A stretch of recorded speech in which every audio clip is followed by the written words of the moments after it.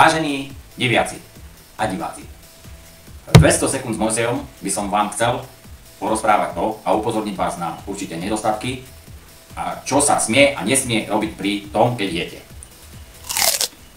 Pri tom, keď jete, nesmie sa jesť a rozprávať. Buď musíte jesť, alebo rozprávať. Pretože keď zahryznete do jedla, tak vám nie je rozumieť, tečie vám slina a rôzne ingrediencie ako horčica, syr, rášok a maslo a neviem čo, a do ruky vám spadne a tak ďalej. Je to veľmi neslušné, veľmi popudivé až hnusné. Preto vás vyzývam, všetkých občanov, keď rozprávate, nejedzte. Vidíte tu príklad. Ja keď rozprávam, nejem. Je to úplne jednoduché. Stačí najprv rozprávať, potom jesť. Alebo najprv jesť a potom rozprávať.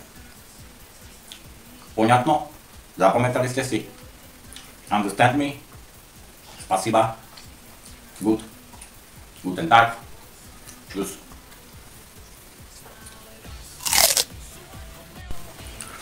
A keď sme dojedli, vážení priatelia dentálnej hygieny,